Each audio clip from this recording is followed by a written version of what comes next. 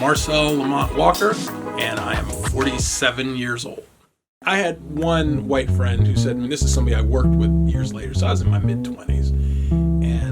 And this is somebody who actually, I'm still friends with this person. I was talking about how just my grammar in general. I was making a comment about, because I was in customer service. I was interacting with people a lot. I was very self-conscious about my grammar and wanting it to be professional and just good. I made a comment just about that, and he goes, Marcel, you don't need to worry about your grammar. You are the whitest sounding person I know. And then he added to it, he goes, I don't mean you're the whitest sounding black person I know. You are the whitest sounding person I know. When you revisit that, you are the whitest sounding person in relation to wondering about how your grammar is. It's saying you have the most bland but professional way of speaking of anybody. So we equate whiteness with that, which I find fascinating still. Think of what that means when you say that. And I've become a little bit more vocal when I hear that thrown out there, because people say it and they don't stop to think about what it means. I was about 17, 18 years old, probably about 18, and I was going to the Art Institute. And this is also a time period where I had really started to come into my own as a person.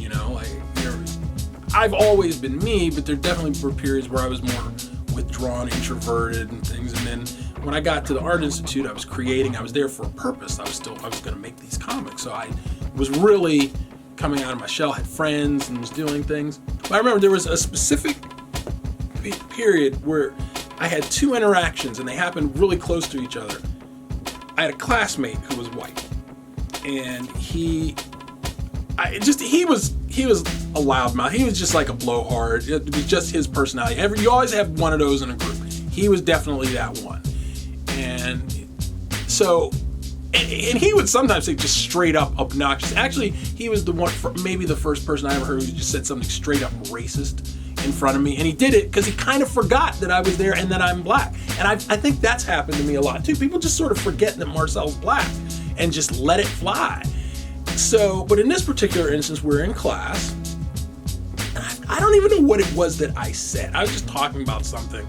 And he just looked at me with this look of, I guess, bemusement, but whatever. He just goes, you just talk so black. What is that supposed to mean? What? But then in that same window, I was at a party. Now, this is a party for a relative. This is like one of my cousin's birthday parties. But one of the other people at the party, I remember this as a slightly older friend. It was somebody probably in their 20s. I didn't know this person, just somebody who was there. She looks at me at one point and she just goes, and it wasn't like she was making fun of me, but she was just saying almost like, she was so intrigued. She just says, you talk really white. And like I said, so these two things happened right around, it might have been in a matter of weeks. It was really close. I remember being a little confused at what was going on between the instances. So to the white person I sound really black, and to the black person I sound really white. So what is it apparently that I sound like here in the world? What's going on here? Yeah, that to me has always revealed the paradox in whatever it is we're expected to be by whoever.